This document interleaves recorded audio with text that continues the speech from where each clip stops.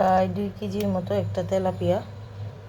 এটাকে আমি আস্ত ফ্রাই করব। কিভাবে কি করি, আগে এটাকে ক্লিন করি, কাটি, যন্ত্রপাতি সব নিয়েছি, তারপর দেখাচ্ছি। আমি এটাকে একটু স্পেশালভাবে রান্না করব, তো এটাকে আগে ক্লিন করে নিই। মাছটাকে আমি 1 ঘন্টায় সুন্দর করে এটারে কাটছি, ক্লিন করছি। এখন একটু মুছে নিব। সব এভাবে কেটে নিয়েছি, পেটটাকে এভাবে ফেলাইছি। বাবা কি কষ্ট হয়েছে, আমার অনেক শখ। এই মাছটাকে আমি আস্ত ভাজবো। ফ্রাই প্যানও মোটামুটি আছে, অত বড় নাই। তো আসসালামু আলাইকুম, কেমন আছেন সবাই? আশা রাখছি আলহামদুলিল্লাহ অনেক বেশি ভালো আছেন। দেখুন কত বড় একটা মাছ, তেলাপিয়া। এটাকে আমি আস্ত ভাজবো, ফ্রাই করব। সুন্দর মাছ, বাট জামাইয়ের সামনে দিব। ভালোবেসে কোনো লাভ নেই, 100 টাকা চাইলেও দেয় না। যাই হোক, তারপরে জামাইয়ের জন্য সুন্দর একটা জিনিস সুন্দর করে তৈরি করব। এটাকে আমি এখন মশলা দিয়ে মাখাবো। তো দেখতে থাকুন দর্শক আপনারা। আর এই তো এখানে আমি নিয়েছি হলুদ, মরিচ, লবণ, তেল আর একটু ধনিয়া গুঁড়ো, আর দিয়ে দিচ্ছি অল্প একটু লেবুর রস। এই যে লেবুর রসটা দিলে সুন্দর একটা স্মেল আসবে।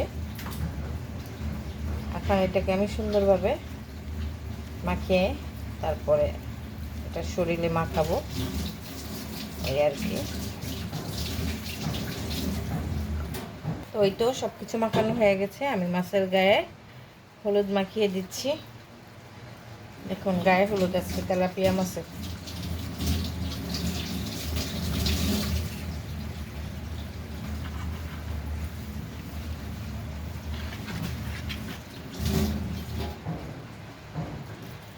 তেলাপিয়ার মাছে আমি আজকে গায়ে হলুদ দিচ্ছি। ওরা একটু পরে ভাজা ভাজা করব। আমরা মেয়েরা শ্বশুরবাড়ি যাওয়ার আগে যেভাবে গায়ে হলুদ দেয় আত্মীয় স্বজন সবাই মিলে, পরে আমি একা একা দেখছি। তারপরে একটু পরে এটাকে ভাজবো। আমাদের জীবনটা আসলে ভাজা ভাজা, বলে লাভ নেই। 19তে বেশি হলো কী কাজ করো, কী করো, পারো না, এই না সেই না, ভাই কত কথা।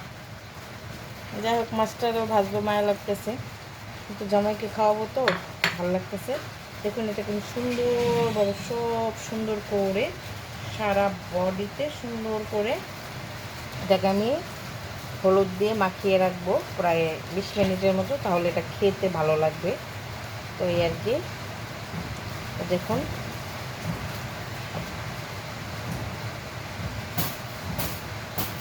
চুলায় তেল দিয়ে দিলাম। চুলায় তেল দিয়ে চুলাটাকে আমি হাই হিটে একদম দিয়ে রাখছি। টনটনা গরম হয়ে গেছে। এখন আমি মাছটা দিয়ে দিব। এই যে বিসমিল্লাহ বলে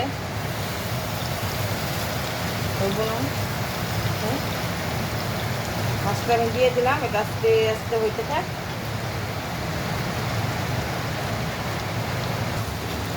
তো মাছটার মধ্যে আমি একটু উপরও তেল ব্রাশ করাই দিই। এটা অনেক আস্তে ধীরে বাঁচতে হবে। এটার কি অবস্থা আমি একটু উল্টিয়ে দেখি। আরে কি বড় না, কিছুই হয় নাই, বহুত টাইম লাগবে।